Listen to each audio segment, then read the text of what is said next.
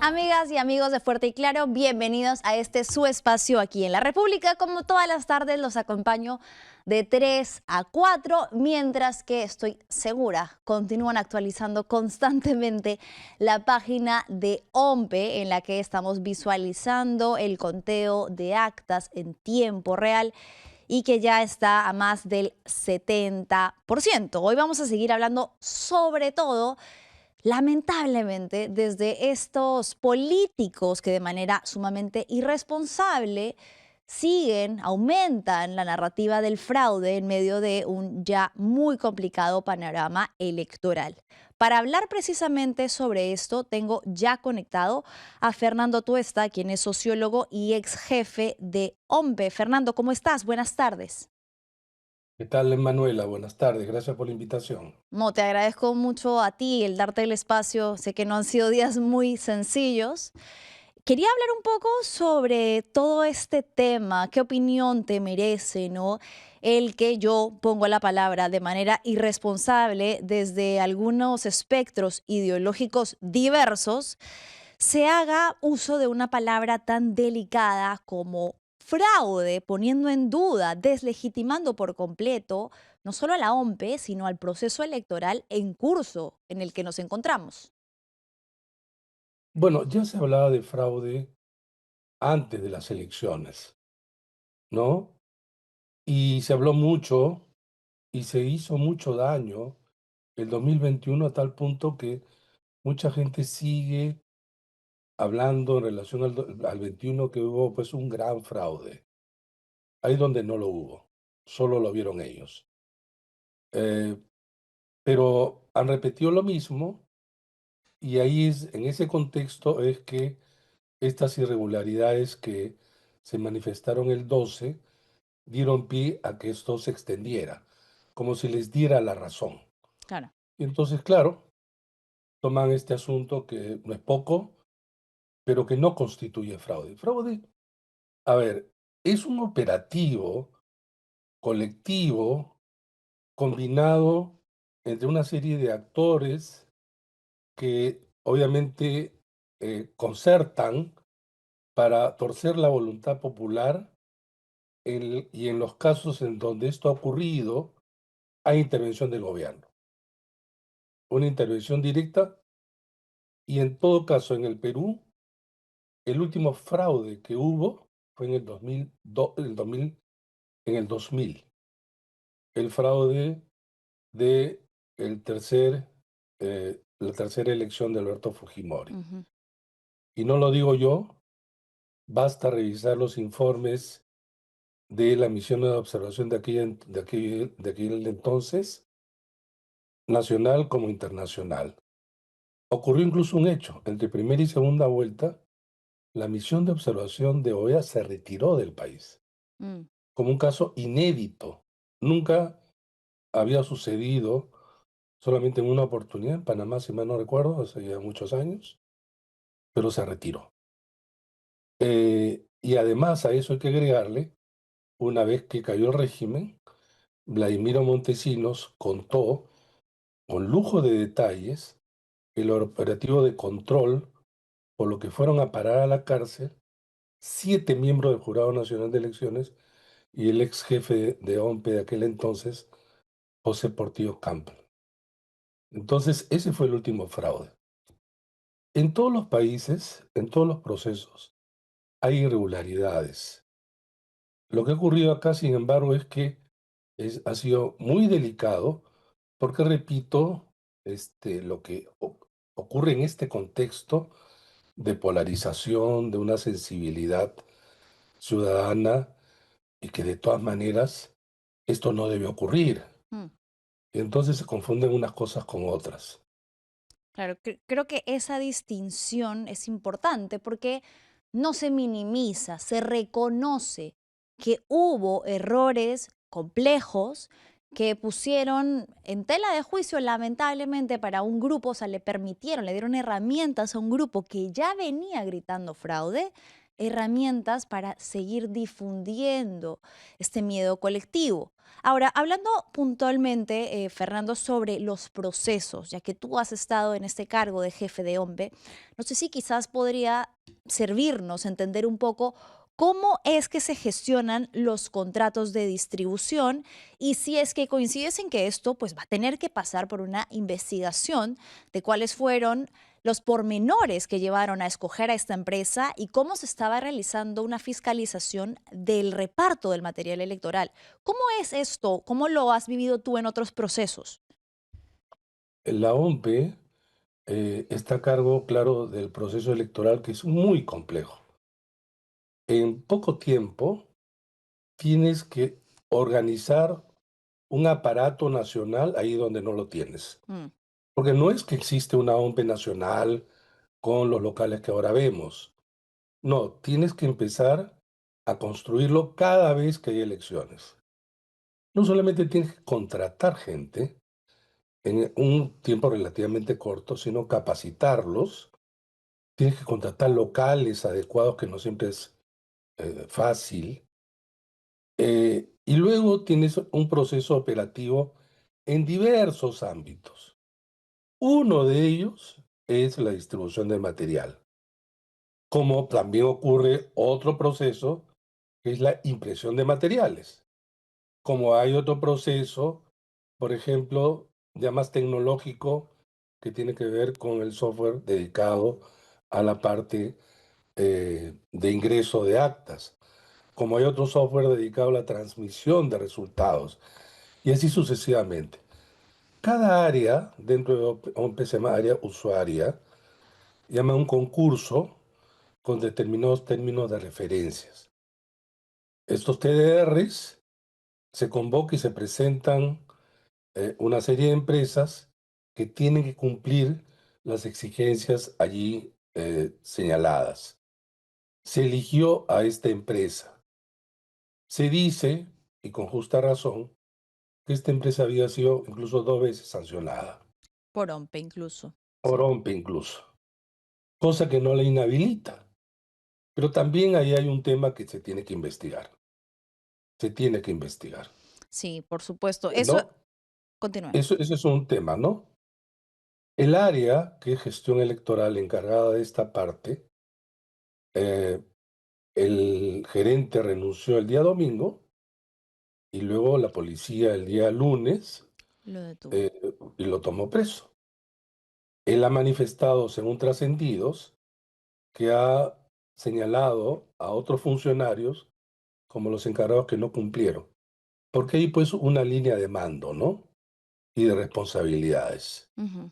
En alguna parte parece ser entre supervisión de el trabajo de la empresa, ahí ha fallado algo, y esto ha traído como consecuencia que no se distribuya una parte del material.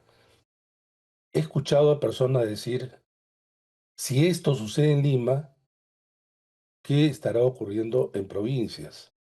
Habría que decir a estas personas que nada, por una sencilla razón. Porque lo que se llama el despliegue del material es un proceso en donde tú envías el material a las zonas más alejadas primero, donde incluso llegas en 10 días. Ujú. Lo distribuyes, zona de frontera difícil, hasta acercarte a Lima. Lima es lo último. Lima es lo último. Claro, Y es acá donde, por eso es que todo está en Lima. claro. Y por eso ha fallado. Y sin duda hay que investigar porque cada vez que hemos ido más a fondo, ¿no? Hay más temas con la cercanía de locales que estaban dentro del Urín, etcétera. Creo que coincidimos en que amerita una investigación Sin administrativa duda. que incluso ya ha llegado a lo penal, pero quería hacerle una pregunta que me parece importante, ¿no? Desafortunadamente, cada vez escucho con más preocupación a personas que desconocen sobre la ley orgánica que le impide al señor Corbeto renunciar en medio de un proceso electoral. Y hay voces, incluso institucionales, que ya están pidiendo no solamente que lo aparten del cargo, sino prácticamente su cabeza. De manera, considero, sumamente irresponsable y peligrosa.